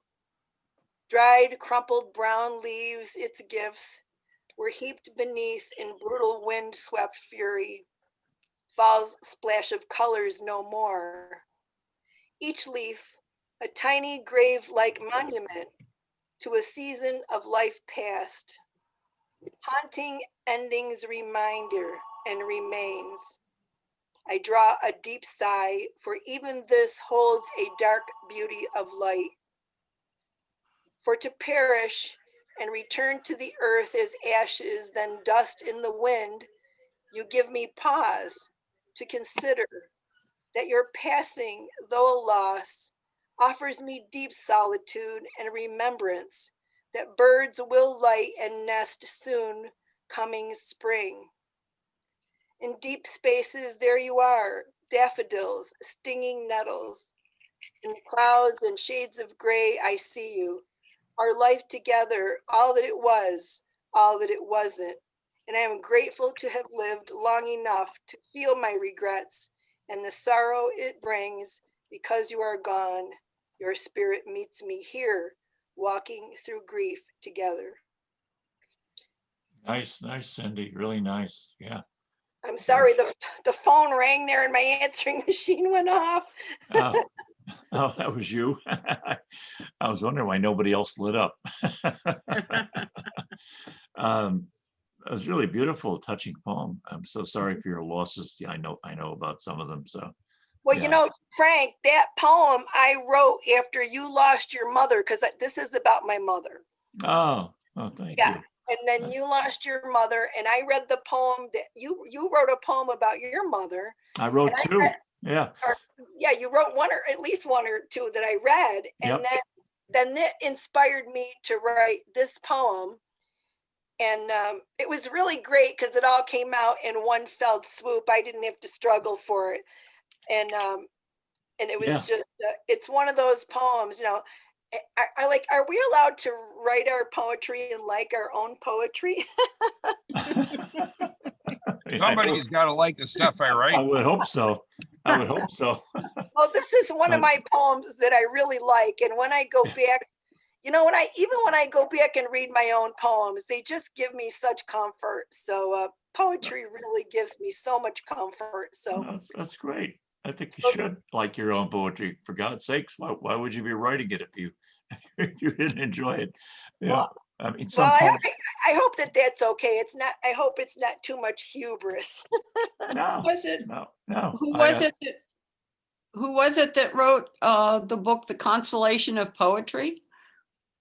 The Consolation of Poetry. Consolation of Poetry. It was I think some Greek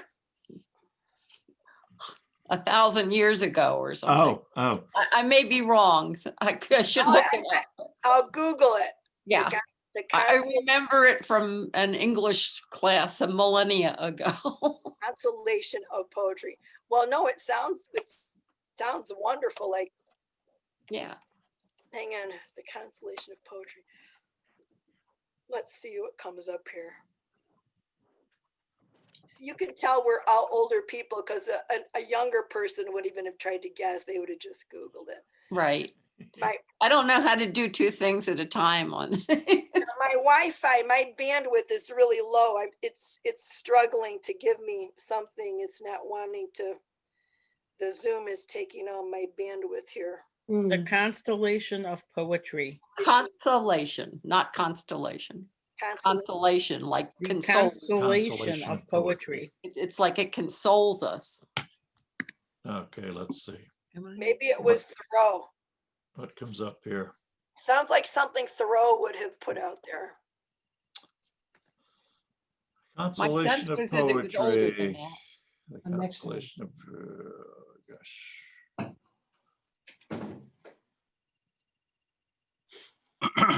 MIT Press published, but it doesn't mention who the consolation of poetry. It looks like there's several books with that name. No, Is the problem. I'm not sure what the MIT Press one was. That could have been, I mean, that could be anything. sorry, I didn't mean to distract you from reading. I just Oh no, that's wanted to okay. point out that it is consoling and it's been Yeah. recognized as being consoling for Yeah, I would hundreds, hope if so. not thousands of years. Yes, it has been, of course. Well, yeah, and in my darkest moments, I have like pulled over. I have another poem, and I won't read it now because it's really long. But I wrote that poem in the parking lot of Tops Grocery on my phone because I was so distraught, and then all these images would come to me, and it was just like a lot of bad things happened that summer, and all of it just came out in this poem, but it was a poem of hope. It's like a poem of hope that I wrote to myself to keep all this stuff from like invading me and making me hopeless. Yeah. But when I write I can't tell you guys how many times I have to get off the highway, pull over. I have things written on the insides of maps and Yeah.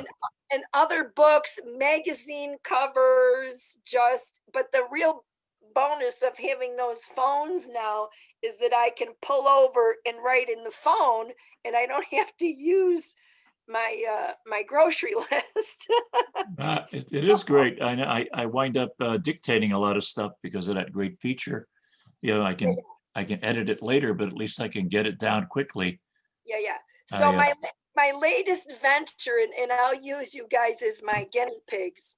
I took a course on Zoom yesterday on how to write songs. Really? Yeah. I've got melodies and music that come separate from the poems. Right. So I'm going to start capturing those, and then I'll come back. I'm going to find a way to play them on the Zoom, and then you guys can critique my songs and see what you think. Oh, you mean you're going to play? You're going to play a recorded version? You're going to play a recorded version, or you're going to perform it live? I'm not sure. There has to be a way to do it. You know, if you're going to perform, what instrument are you going to use? I got a keyboard. Oh, okay. I've got a keyboard. Is the person that wrote the book called Aratus? That sounds right. Yeah, it sounds like one of those ancient Greek poets or philosophers. Yes. Yeah. That's what I found. Thank you.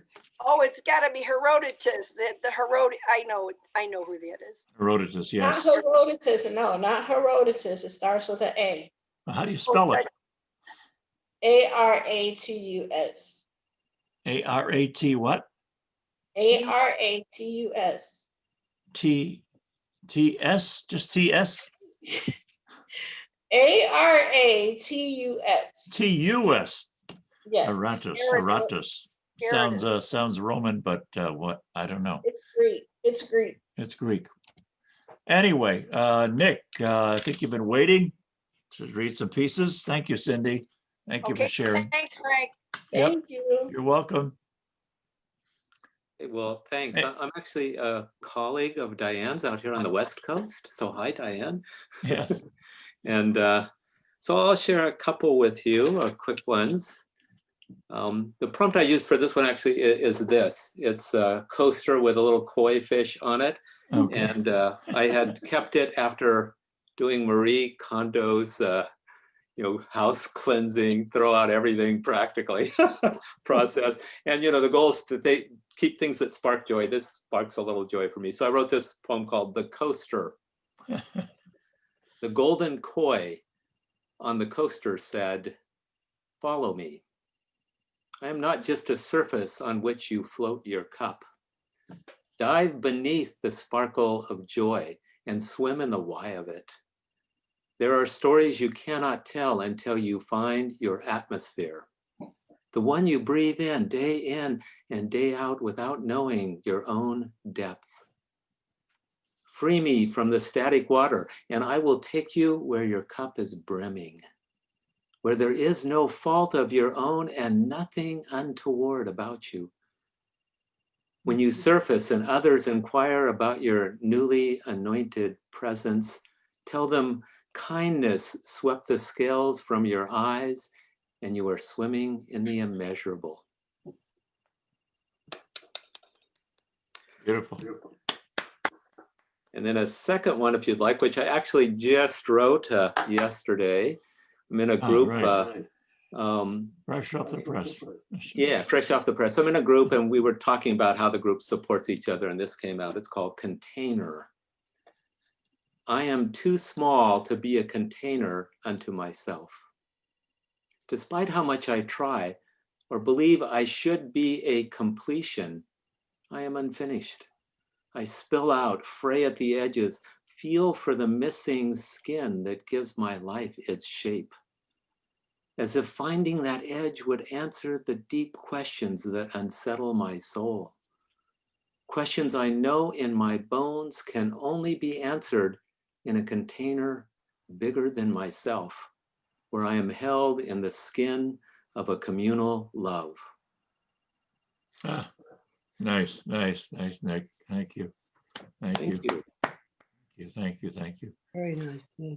By the way, I lived in Western Mass for a little while, so I did spend some time in New York while I was there as well. So, which I believe is where you're at, right? Rochester, New York? We are, yeah, I am. Okay. Stan used to be from the area, but he's been out Where there. are you from anyway? Pardon? Nick, where are you from? Well, now I'm in Sacramento, California. Okay. Yeah, originally, I grew up in California, and then I moved to the East Coast for a while, and then back here. So 5 years in the winter weather there was enough for a California boy. I bet. Where were you in Western Mass? I used to love that area. Yeah, I was in Springfield, Holyoke area. Yeah, it's really beautiful country out there. We used to vacation in Chalfont, rent a place in the summer, if you know where Chalfont is, up in the Berkshire foothills, near the Vermont border. Yeah, I used to go where they have mud season, as well as winter. I'm in Washington State now, along with at least one other member who's present here. Nice meeting you. Yeah, nice meeting you too, Stan.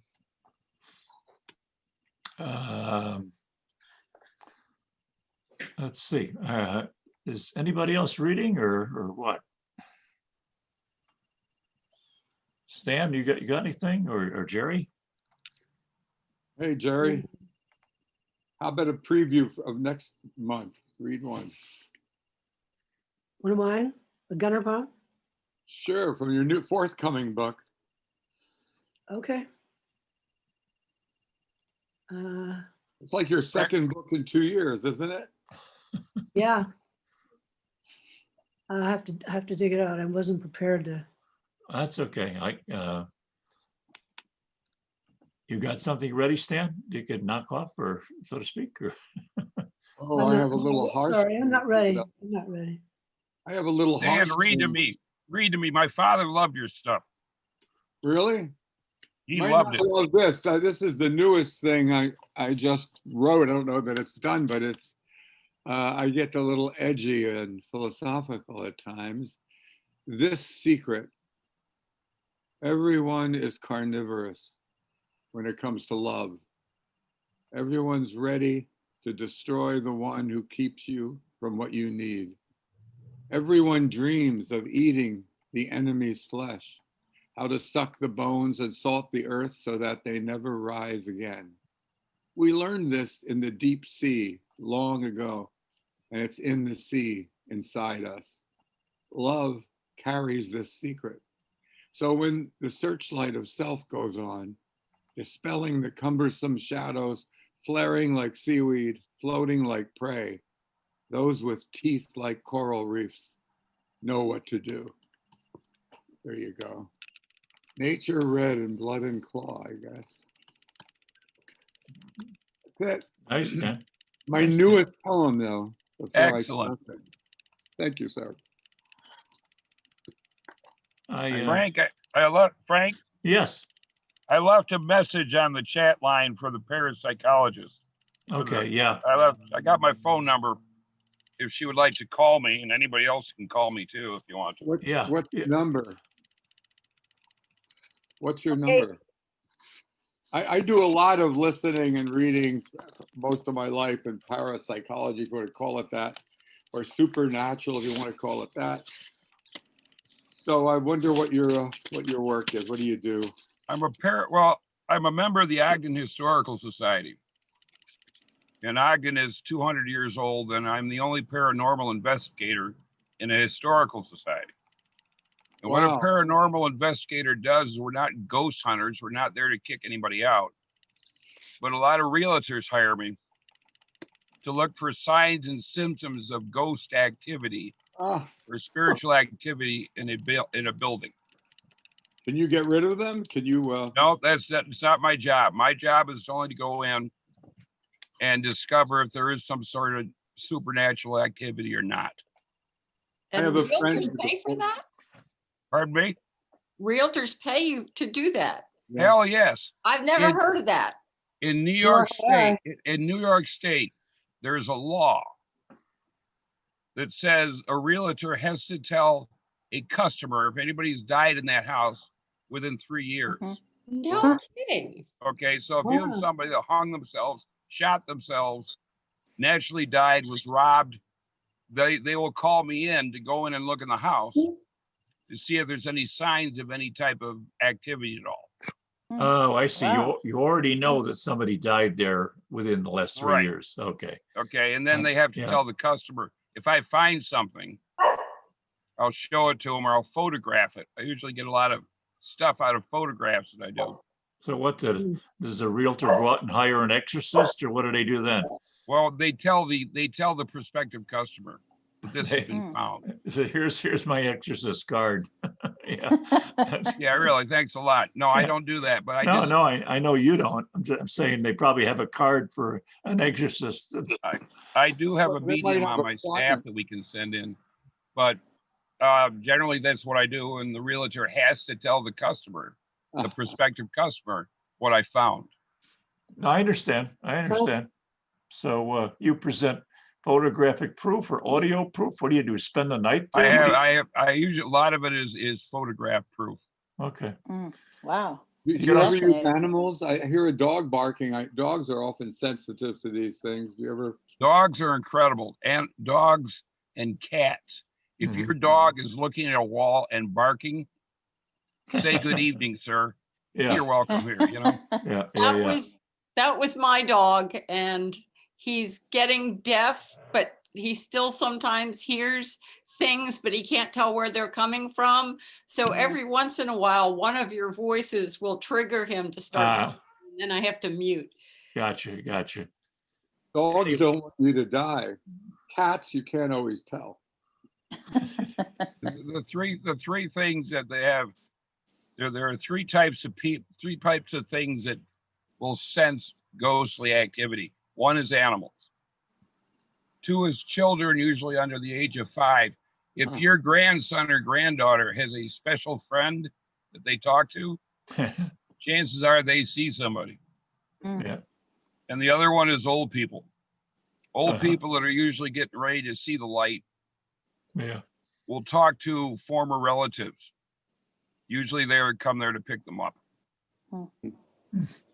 Jerry, you have something over there? I'm sorry? Jerry, are you ready? I had 2 I was going to read. I'm asking. I have one. Okay. I have one I can read. Okay. Since you asked. Yeah. This is from a new book of mine called Gunner. And the title of the poem is Gunner Apologizes for Not Shooting. Somewhere over the hot water lay the enemy. Don't know what they're going to do, Captain says. Our faces parallel at battle stations. Sure, we're nuclear, but they're crazy. Keep your butt up, boy. Rivet of my helmet dug into my scalp. Nothing anywhere but ocean. The enemy is always invisible, Captain says, until it's time to shoot. Brace yourself like a tripod. My flak jacket hung on me. The flacking started 8 inches below my shoulder, plenty of room for a small rocket or a series of shells in neat parabola to find me and my bowl of a helmet. The best defense is a good offense, Captain says. Shoot first. 2 facts, Captain says, in military life. Follow any lawful order and all orders are lawful. Watch the endless horizon endlessly. Breathe, bend your knees, grip the gun as if you would fall without it. Knuckles, look loose at the trigger. Wait for the enemy. Hold your position for 25 years. Thank you, Jerry. Thank you. It's coming out when? Next month? This month? I'm not sure. I'm Yeah. not sure. It's under construction. Oh, you mean the publisher's working on it? Is that what you mean by under construction, or? The press is working on it. That's what I meant. Yeah. Yeah. Okay. Well, I guess nobody else. I've got 2 here. We lost a really good writer in December. I meant to say something about it, but I was going through a lot of stuff on my own, so I didn't wind up mentioning it. I did want to mention it was also my mother's 98th birthday. But anyway, we lost George Cornwell, not Cornwall, but Cornwell, who we know better as John le Carré, who actually did work for MI5 and MI6, so he knew what he was talking about. I first got interested in him when he wrote 2 very short novels, A Murder of Quality and Call from the Dead, which were 2 very George Simenon-like novels, character-driven, moody character-driven pieces, in which there's basically a mystery to be solved, if you will. But then he went on to write the novels we all know him for, Tinker Tailor and all that. So I was interested back then, and I started writing a series of spy poems, which has gotten quite long, and I really ought to make into a book. But for some reason, it never comes to pass. I kind of lose interest in the project or whatever, other things take place, and every now and then another poem gets added. This is one of the early poems, and it was written decades ago. And the poem after that is one that was written decades later. So there's a difference in style and tone. The first one is called "The Spy Hides in the University, Disguised as a Poet. Has become a strange dark man in the house, his wife's house, his lover's house, talks of teak and rattan, claims to have never lived in the islands, though nobody asks, repeats the numbers of Swiss accounts over and over to himself like a rosary, steals long looks up the innocent soft skirts of young co-eds lining the wide first row of his lectures, with lucky legs, open lips, and skin the color of sunset in the islands. Fingers the stiletto he still carries as a reminder. There's a hell of a lot to forget to get the lectures out, to not blurt it all to them some morning like the lead of some film. What could he say about the plastique, the plastic hip, his limp, the sweaty dreams of lovers turned to stone, to dust, all confessing their troubles at the last, like they'd invented them, remembered from some film or book, like it would make any difference at all. And this next one came several decades later, if I can find it. Oh, darn. Come on, where'd you go? Oh dear. I had this all up and now it's. Too many buttons.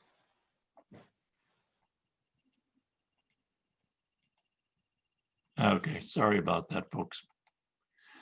I had it all queued up and then it went back to the flash drive. This is called "The Spy Awaits the Biopsy Results." He knows enough of secrets to know bad news never comes quickly. It seems months now, but maybe just a week. It's so quiet, he hears the leather desk clock ticking and footsteps clicking in the halls, where the day moves on without a trace of danger. Beyond the discreet blinds, the sky fills with dark birds he sees swooping down to tear at him as he lies face down at a deserted crossroads in France or Italy, taking parts of him off to trees that care nothing of him or his life. He's often sat calmly in rooms like this, disinfected white or softly paneled with books providing the illusion of security. Rooms of absolution or condemnation. Rubbing his glasses, he's waited patiently for stories to finish before lifting a phone and ordering others off to certain death or worse. Even now, he suspects malignant armies are marshaling against him at invisible borders. Retribution for a life of deceit and indifference. He knows the routine. In a moment, a door will silently open, confirming the invasion, a war whose options will all be unacceptable. What questions will he ask? What stories can he tell to excuse his negligence, the crimes long past undoing or forgiving? He calculates if maybe there's some place he can escape to, some new identity to assume and eke out 1, 2, 10 more birthdays under a tropical sky and delay the consequences of his life. He recalls Dr. Faustus, wishing himself transformed into air or drops of water to escape Lucifer, then realizing there was no escape, he'd be found no matter what he did. Thank you. Very good. Thanks, Joel. Thank you. Thank you. Frank, this is Roger. I'm Diane's husband. Hi, Roger. Hi, would it be okay if I read a poem? Yeah, sure. Okay. As Diane said, we live in the kind of on the eastern edge of the Central Valley, so we're close to the Sierras, and I spend a lot of time hiking in the Sierras, even during COVID periods, and that's what this poem is about. Woods wandering. Lacing up hiking boots, donning day pack, early morning in the woods, moisture still clinging to the leaves from rainfall the night before, moss spreading on tree trunks, fungi carpeting the forest floor, wind wishing, grass swaying, trees creaking. The forest is singing. Layers worn to protect against the cold, the coolness of my face makes me feel alive. My racing mind quieted for a moment, listening to my breath, condensation hovering around my mouth as I exhale, the rhythmic crunching of wandering feet traveling along a trail of small gravel and earth, my walking meditation. Steam rising from plants warmed by the sun, songbirds twittering, squirrels scurrying, newts lounging, a woodpecker's rhythmic pounding, the distant sound of a roaring creek getting louder as I approach, the air caressing my skin as I peel off layers. I hike nearly every day, often returning to the same trails, seeing something new every time, usually a small spot with an interesting texture captured by light and shade in a certain way. Many say these days that they feel bored and imprisoned, but I am grateful to have wonderful spots so close by and the freedom in retirement to wonder in awe. Ah, that's really beautiful images, Roger. Yeah. Well, thank you. Thank you. Really, I'm so glad you shared that. I'm so glad you shared that and spoke up. You know, I didn't know you. I didn't know you'd written anything or wrote poetry. So that's really wonderful. I do. However, I usually try not to. Not to share it. Diane, on her readings and I see. Till Yes. the end. Well, yeah, I don't think you stole any of her thunder. Okay. Diane gave it But beautiful. I look forward to your reading at Poetry Square later this week. Later this week, yeah. When will we have a link for that, Diane, so we can send it out to people? They will, I think on Facebook today, I tagged you and Nick and our other reader. Right. And what you have to do, it's different because it's live on Facebook. You have to tell people to go to Yuba Sutter Arts and Culture. Yeah. And it'll be live on their page. There isn't an actual link. Oh, God. You know, and it is recorded. Yeah. And it's archived on their page and also their YouTube page. But you mean if you go to their homepage while we're doing it, that's what they'll see? Yes. Oh, that's weird. You think you'd have to go to a sub page or something?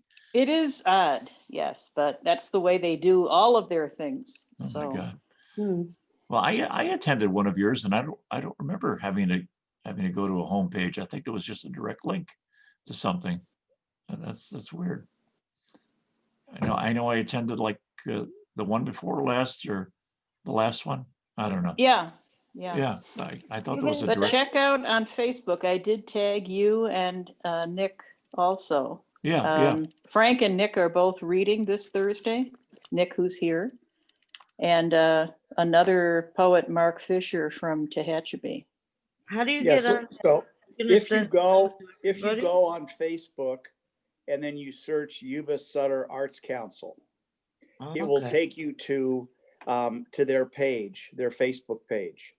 And then Yuba Sutter, YUBA Sutter, SUTEER Arts Council. No, Arts and Culture.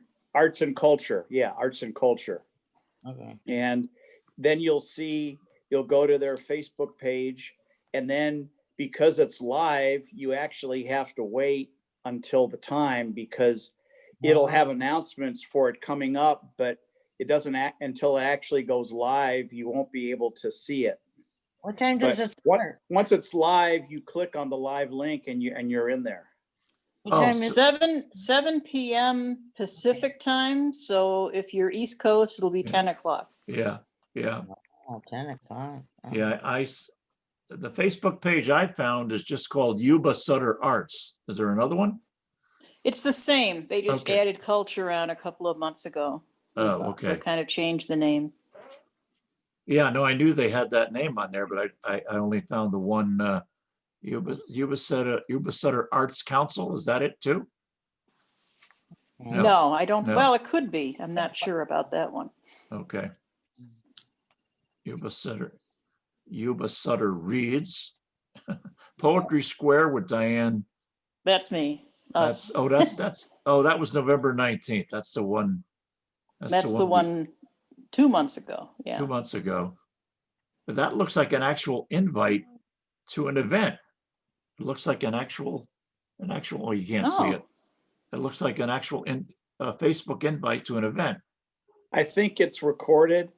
You can go back and look at them again. So I think if you click that link, you can actually see the previous ones, but the live one, you have to actually wait till they go live on their Facebook page. Oh, yeah, I understand that. Yeah, I sure. did do an invite, and will do it again in a few days on people's Messenger, the ones that I have anyway.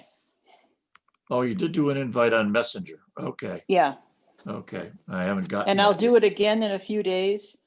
And then if you get it, then you can send it via Messenger to people too. But I don't think there's a direct link. I didn't get that. I didn't get that invite yet. So, okay. Hmm. Okay. All Is right. this Poetry Square that you're talking about? Yeah. Yes. Okay, I went to your page. Okay, was it Yuba Center or Settler? Sutter. Sutter. Sutter. It is Sutter, Sutter, not Center. Okay, I was looking Right. for the wrong thing. Oh, okay. Those are 2 counties in California. Oh, okay. Yuba Sutter Arts.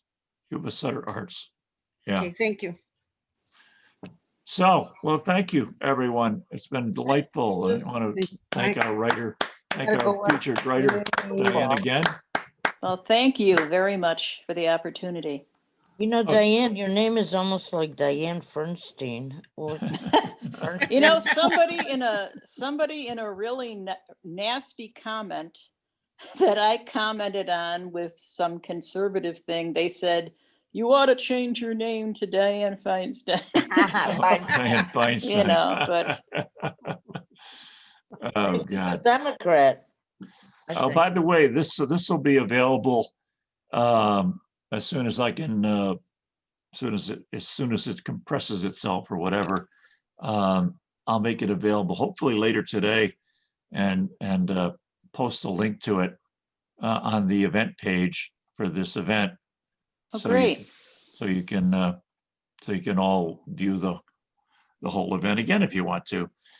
Or let your friends know about it, of course, in case they want to know what we do. Mhm. So thank you. Take care of Next yourself. month, the 21st, as I said, Bernie Quetchenbach will be our featured reader, and I'm sure you'll really enjoy him. And Yeah. thanks to everybody. Well, thank you very much. Thank They you. will. Thank What do you. you Stay well. do? Stay well, Frank? everybody. Okay. Take Thank care. you. Bye-bye. Thank you, Frank. Bye-bye. Bye-bye. Bye.